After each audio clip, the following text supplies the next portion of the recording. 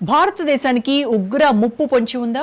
పహల్గామ్ ఉగ్ర దాడి తర్వాత నుంచి ఇప్పటి వరకు భారతదేశంలో ఉగ్రవాదుల పన్నాగాలను కనిపెట్టడం ఆర్మీకి రిస్కీ టాస్క్ గా మారిందా?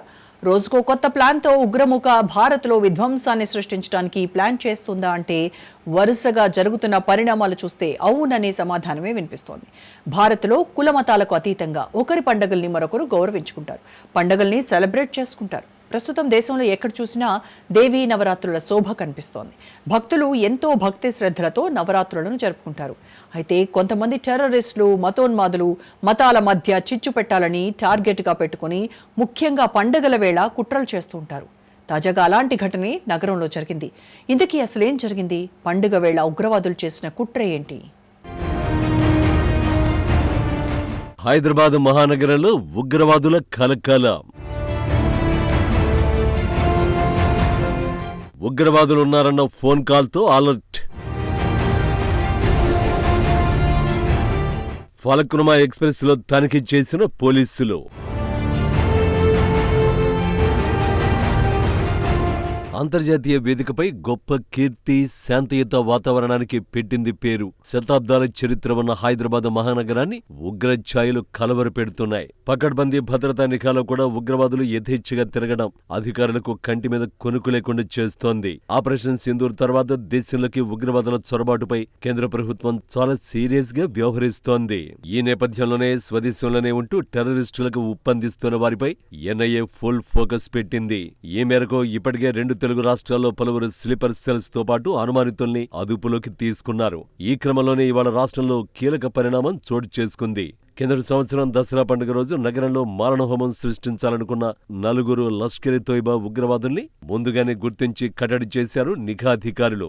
ఆ ఉగ్రవాదుల నుంచి చైనాలో తయారైన గ్రెనేడ్లను స్వాధీనం చేసుకున్నారు. తాజాగా ఇప్పుడు అదే దసరా పండుగను టార్గెట్ చేసుకున్నారు ఉగ్రవాదులు.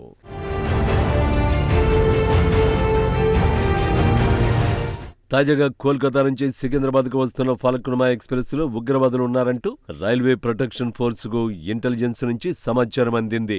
ఈ నేపథ్యంలో ఘట్కేసర్ రైల్వే స్టేషన్ లో ఫలక్నుమా ఎక్స్ప్రెస్ రైలు నిలిపేశారు. అనంతరం స్థానిక పోలీసుల సహాయంతో రైల్వే బోగీలలో ముమ్మర తనిఖీలు చేపట్టారు. అందులో భాగంగా జనరల్, స్లీపర్, ఏసీ బోగీలను అణువణువు తనిఖీలు చేపట్టారు. అనుమానం వచ్చిన ప్రతి వ్యక్తితో పాటు వెంట ఉన్న బ్యాగేజీని చెక్ చేశారు. ఆ క్రమంలో సందేహాస్పదంగా కనిపించిన వారిని గుర్తింపు కార్డులు చూపించాలని పోలీసులు కోరారు. ఈ సందర్భంగా అనుమానాస్పదంగా ఉన్న పలువురిని పోలీసులు అదుపులోకి తీసుకుని ప్రశ్నించారు. వారి వ్యక్తిగత వివరాలు సైతం వెల్లడించారు. అయితే తనిఖీల్లో ఎలాంటి అనుమానాస్పద వ్యక్తులు గాని, వస్తువులు గాని లేకపోవడంతో ప్రయాణికులతో పాటు పోలీసులు ఊపిరి పీల్చుకున్నారు. ఇది ఫేక్ కాల్ అని పోలీసులు ఈ సందర్భంగా నిర్ధారించారు. మరోవైపు రైలు నిలిపేయడంతో అందులోని ప్రయాణికులు, ముఖ్యంగా చిన్నపిల్లలు తీవ్ర ఇబ్బందులు పడ్డారు. అనంతరం రైలు సికింద్రాబాద్ రైల్వే స్టేషన్ కి ఆలస్యంగా చేరుకుంది.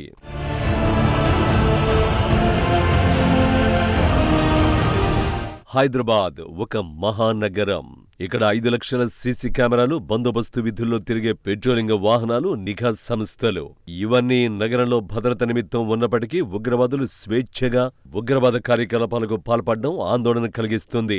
దేశంలో ఎక్కడ పేలుళ్లు జరిగినా నిఘా వర్గాల దృష్టి అంతా హైదరాబాద్ పైనే ఉంటుంది. నగరంలో ఉగ్రవాద సంస్థల సానుభూతి పరులు, షెల్టర్ కోసం వచ్చిన వాళ్లు, స్లీపర్ సెల్స్ ఇలా ఎంతో మందిని దర్యాప్తు సంస్థలు ఇక్కడే అరెస్ట్ చేయడం ఇందుకు నిదర్శనం. పహల్గామ్ దాడికి ప్రతీకారంగా పాకిస్తాన్ ఉగ్రవాదుల డెన్లను భారత సైనికులు నేలమట్టం చేశారు. ఈ ఆపరేషన్లో 100 మంది ఉగ్రవాదులు హతమయ్యారు. దీంతో తెలుగు రాష్ట్రాల్లో స్లీపర్ సెల్స్ యాక్టివ్ అయ్యాయి. సౌదీ అరేబియా ఐసిస్ నెట్వర్క్ నుంచి ఆదేశాలందుకున్న సిరాజ్, సమీర్ హైదరాబాద్ వ్యాప్తంగా పేలుళ్లకు కుట్ర పన్నారు. విజయనగరానికి చెందిన సిరాజ్వర్ రెహమాన్, హైదరాబాద్ కి చెందిన సయ్యద్ సమీర్ కలిసి నగరంలో భారీ పేలుళ్లకు ప్లాన్ చేశారు. ఇందుకోసం సిరాజ్ విజయనగరంలో పేలుడు పదార్థాలు కొనుగోలు చేశాడు. ఉగ్రవాదుల పన్నాగాన్ని పసిగట్టిన తెలంగాణ కౌంటర్ ఇంటెలిజెన్స్ పోలీసులు అలర్ట్ అయ్యారు. ఆ ఇద్దరిని అరెస్ట్ చేశారు. ఉగ్రవాదుల నుంచి పేలుడు పదార్థాలు స్వాధీనం చేసుకున్నారు. కాగా హైదరాబాద్ లో గతంలోనూ దిల్సుఖ్ నగర్, గోకుల్ చాట్ పేలుళ్లు జరిగాయి. ఇప్పుడు సిరాజ్, సమీర్ పేలుళ్లకు కుట్ర పన్నారు. మరోవైపు ట్రైన్లో ఉగ్రవాదులు ఉన్నట్లు సమాచారం రావడాన్ని పోలీసులు సీరియస్ గా తీసుకున్నారు.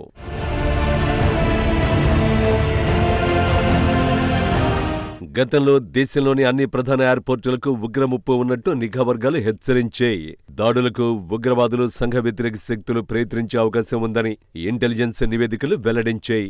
ఈ మేరకు కేంద్ర పౌర విమానయాన భద్రతా సంస్థ అన్ని ఎయిర్పోర్టులకు హెచ్చరికలతో కూడిన అడ్వైజరీ జారీ చేసింది. ఈ ఏడాది సెప్టెంబర్ 22 నుండి అక్టోబర్ 2 వరకు దాడులు జరిగే అవకాశం ఉన్న నేపథ్యంలో విమానాశ్రయాల్లో హై అలర్ట్ ప్రకటించారు.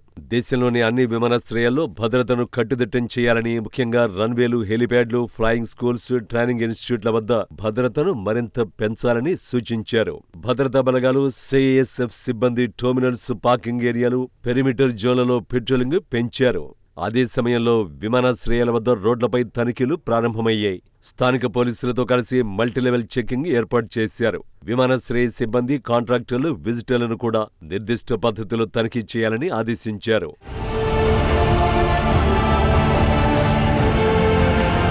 2017లో 3 యువకులు ఐసిస్లో చేరడానికి నగరం నుంచి బయలుదేరి కాశ్మీర్ సరిహద్దులో దొరికిపోయారు. 2019లో మరికొంతమందిని అదుపులోకి తీసుకుని కౌన్సిలింగ్ చేసి వదిలేశారు. కర్ణాటకలో బాంబు పేలుళ్ల నిందితుడిని టోలీ చౌకీలో అరెస్ట్ చేశారు. గతంలో హైదరాబాద్ నగరంలో నిఘా ఎక్కువ ఉండడం వల్ల అసాంఘిక శక్తులు జహీరాబాద్, వికారాబాద్ అటవీ ప్రాంతాలను అడ్డగా చేసుకుంటున్నారు. గతంలో సిమీ ఉగ్రవాదులు వికారుద్దీన్ ముఠా వికారాబాద్ అడవుల్లోనే తీవ్రవాద శిక్షణ తీసుకున్నారు. ప్రస్తుతం అరెస్టైన 6 ఉగ్రవాదులు కూడా వికారాబాద్ అడవుల్లోని కొన్ని మీటింగ్స్ పెట్టుకున్నట్లు నిఘా వర్గాలు గుర్తించాయి. వీరు అక్కడే శిక్షణ తీసుకున్నారా అనే కోణంలో అధికారులు ఆరా తీస్తున్నారు. ఇకపోతే 2002లో దిల్సుఖ్నగర్ సాయిబాబా ఆలయం దగ్గర దాడుల్లో జాహెద్ గ్యాంగ్ పాత్ర ఉంది. 2004 సికింద్రాబాద్ గణేష్ దేవాలయంలో పేలుళ్లకు కుట్ర పనినట్లు గుర్తించారు. యువతను ఉగ్రవాదులుగా మార్చేందుకు జాహెద్కు పాకిస్తాన్ నుంచి నిధులు అందుతున్నాయని పోలీసుల విచారణలో తేలింది. పుల్వామా ఉగ్రదాడి తర్వాత నుండి ఇప్పటి వరకు భారతదేశంలోకి ఉగ్రముఖ చొరబడ్డానికి చేస్తున్న ప్రయత్నాలు అన్నీ ఇన్ని కావు. ఇక్కడ ఉన్న ఉగ్రవాదులకు ఆయుధ సామగ్రిని అందించడానికి డ్రోన్లను వినియోగించడం, పావురాల ద్వారా సందేశాలు పంపడం, సొరంగ మార్గం ద్వారా భారత్లోకి ప్రవేశించడానికి ప్రయత్నాలు చేయడం అనేక పరిణామాలు గత 2 ఏళ్లుగా చోటు చేసుకున్నాయి. పాకిస్తాన్ సరిహద్దు గ్రామాల నుండి భారత్లోకి ప్రవేశించడానికి అనేక సొరంగ మార్గాలను సైతం ఏర్పాటు చేసుకున్నారు. వాటిని ఇప్పుడు గుర్తించే పనిలో ఉంది ఇంటెలిజెన్స్. ఓ పక్క సోషల్ మీడియా ద్వారా యాక్టివిటీస్ చేస్తూ భారత్లో విధ్వంసానికి కుట్రలు చేస్తున్న ఉగ్రవాదుల కుట్రను ఎప్పటికప్పుడు తెలుసుకోవడం, వాళ్ళ దాడులను నిలువరించడంపై ఇండియన్ ఆర్మీ స్పెషల్ ఫోకస్ చేయాల్సిన పరిస్థితి వచ్చింది.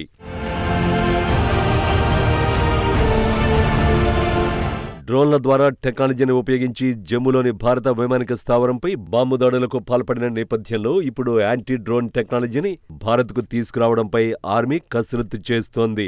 ఓ పక్క టెక్నాలజీని వాడుకుంటూ మరోపక్క ఏమాత్రం అవకాశం దొరికినా దాడులకు తెగబడుతూ ఉగ్రవాదులు నిత్యం ఇండియన్ ఆర్మీకి సవాలు విసురుతున్నారు.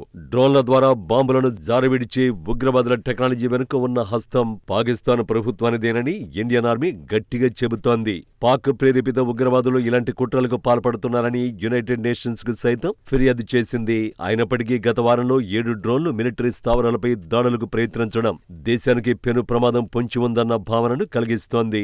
దీంతో ఇంటెలిజెన్స్ విభాగం చాలా పటిష్టంగా అలర్ట్గా ఉందన్నారు పోలీసులు.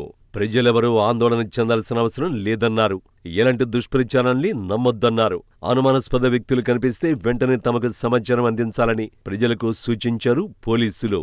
అనుమానాస్పద వ్యక్తులు లేదా వస్తువులు కనపడితే వెంటనే అధికారుల దృష్టికి తీసుకురావాలని ప్రయాణికులకు సూచించారు. తమకందిన సమాచారం మేరకు అత్యంత జాగ్రత్తలు తీసుకుంటున్నట్టు అధికారులు తెలిపారు. ఓవైపు ట్రైన్లో తనిఖీలు చేస్తూనే మరోవైపు కాల్ చేసిన వ్యక్తి గురించి పోలీసులు ఎంక్వైరీ మొదలుపెట్టారు. దసరా పండుగ వేళ రైళ్లలో ప్రయాణికుల రద్దీ ఎక్కువగా ఉంది. ఈ క్రమంలో ఉగ్రవాదులు ఉన్నారని కాల్ రావడంతో తెలంగాణ పోలీసులు హై అలర్ట్ అయ్యారు. రైల్వే స్టేషన్లు, బస్ స్టేషన్లతో పాటు హైదరాబాద్ వ్యాప్తంగా పోలీసులు భద్రతను కట్టుదిట్టం చేశారు. పలు ప్రాంతాల్లో తనిఖీలు చేస్తున్నారు. ఎంత జరిగినా ఇంకా చాపకింద నీరులా టెర్రరిస్ట్ యాక్టివిటీస్ జరుగుతూ ఉండడం సైన్యానికి కంటి మీద కొనుకు లేకుండా చేస్తోంది. ప్రతిరోజు ఉగ్రవాదులు ఇచ్చిన కొత్త టాస్కులతో ఉగ్రవాదాన్ని మట్టుబెట్టడానికి భారత భద్రతా దళాలు పోరాటం చేస్తూనే ఉన్నాయి. ఓ పక్క దేశంలోని ఉగ్రవాదుల్ని ఎదుర్కొంటున్న భారత ప్రభుత్వం అసలు ఉగ్రవాదానికి చెక్ పెట్టడానికి సీరియస్ గానే అడుగులేస్తోంది.